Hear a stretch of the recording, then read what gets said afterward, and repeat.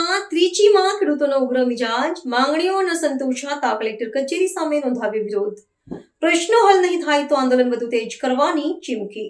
તમિલનાડુના તિરુચિરાપલ્લી ખાતે જિલ્લા કલેક્ટર કચેરીની સામે ખેડૂતોએ પોતાની પડતર માંગણીઓ સંતોષવા માટે વિરોધ પ્રદર્શનની અત્યંત જલદ અને આઘાતજનક રીત અપનાવી હતી. સરકારનું ધ્યાન ખેંચવા અને તંત્રની નિષ્ક્રિયતા સામે રોષ પ્રગટ કરવા માટે આંદોલનકારી ખેડૂતોએ મનુષ્યના મળમૂત્રનું ભક્ષણ કરીને વિરોધ નોંધાવ્યો હતો. આ અરેરાટી ભર્યા દ્રશ્યો ત્યાં ઉપસ્થિત સૌ કોઈએ સ્તબ્ધ કરી દીધા હતા. ધરતીપુત્રો દ્વારા ભરવામાં આવેલા અંતિમ પગલાંએ ખેડૂતોની દયનીય સ્થિતિ અને હતાશાને ઉજાગર કરી છે.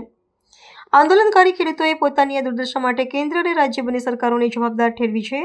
તેમનો આક્ષેપ છે કે દુષ્કાળ, પાક નિષ્ફળતા અને દેવાના ડુંગર નીચે દબાયેલા ખેડૂતોની વહારે આવવાને બદલે શાસકો આંખાડા કાન કરી રહ્યા છે. ખેડૂતોની મુખ્ય માંગણીઓમાં પાક ધિરાણની માફી, ઉત્પાદનોના પોષણક્ષમ ભાવ અને દુષ્કાળ રાહત પેકેજ જેવી બાબતોનો સમાવેશ થાય છે. તેમનું કહેવું છે કે વારંવારની રજૂઆતો અને શાંતિપૂર્ણ દેખાવ છતાં કોઈ નિરાકરણ ન આવતા આખરે તેમને આવું અમાનવીય પગલું ભરવાની ફરજ પડી છે. ઘટના સ્થળે પોલીસ અને વહીવટીતંત્રના અધિકારીઓએ પહોંચીને મામલો થાળે પાડવાના પ્રયાસો કર્યા હતા, પરંતુ રોષે ભરાયેલા ખેડૂતો પોતાની માંગ પર અડગ રહ્યા હતા.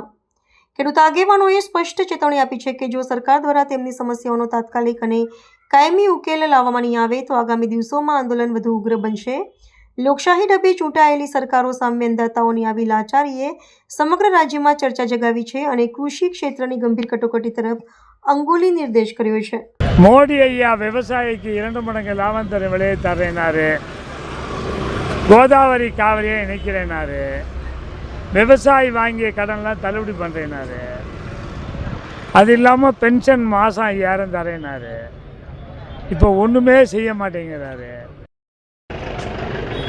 இப்போ எங்கள் மேலே கேஸ் போட்டு நாக்பூரில், மகாராஷ்டிரா, மத்திய பிரதேச மகாராஷ்டிராவில் 307 பேர்த்து 2 வருஷம் ஜெயில் தண்ண மாதிரி கேஸ் போட்டிருக்காங்க.